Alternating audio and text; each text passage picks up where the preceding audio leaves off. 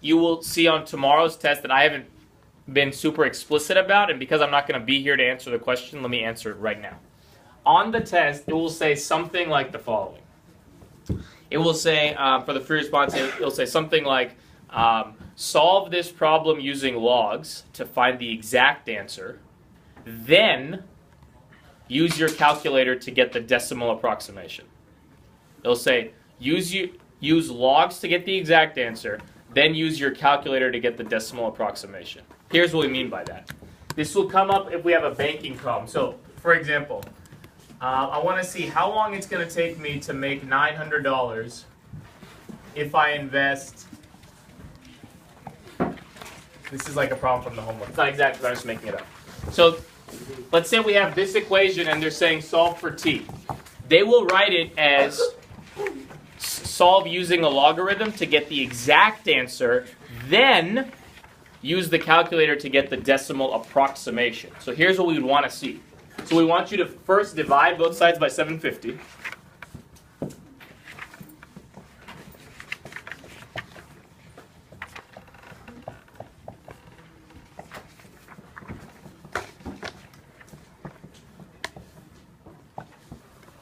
Then we want you to take the log of both sides.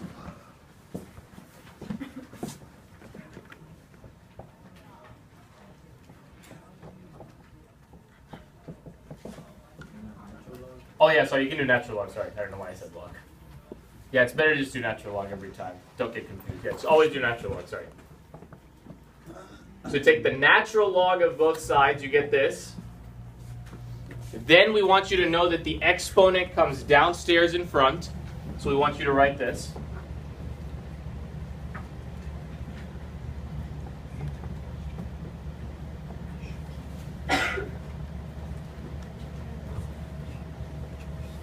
Then we want you to, Yalda? You mean this? Yeah. Oh, you don't have to. I mean, you can if you want. I mean, it's like I always divide at the end because I don't want to round along the way. I want to do all the rounding at the last step only. Then I will divide both sides by natural log of 1 plus 0.025 over 12. Natural log of 1 plus 0.025 over 12 divided by natural log 1 plus 0.025 over 12. So I'm going to get, I'll move aside in 1 second.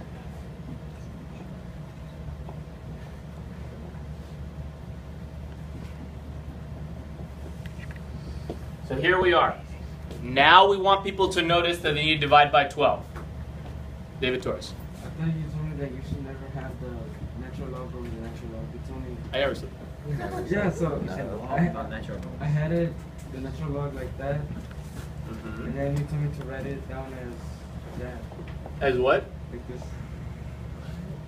No. No. I'll tell you what I said. I said, let me answer this. Let me do the problem first. I'll tell you this.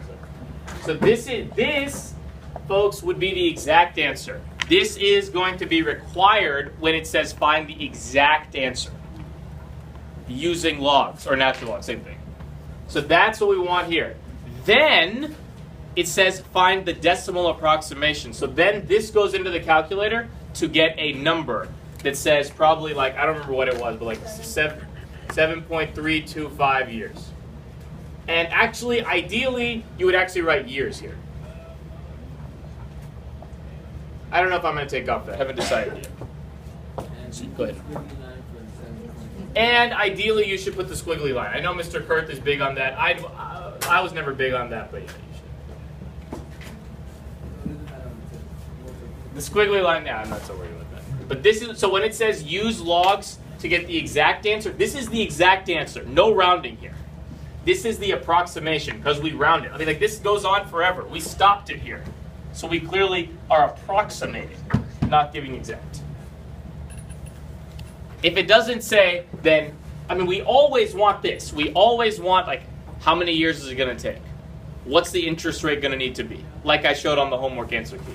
The only time we will care about this, I mean, I would always work it out like this. This is a personal opinion.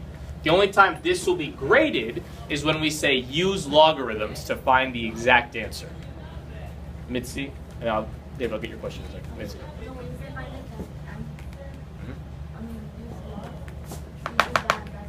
This is exact answer, yeah. And then use the filter. To get the decimal approximation. If it doesn't say, we always want this.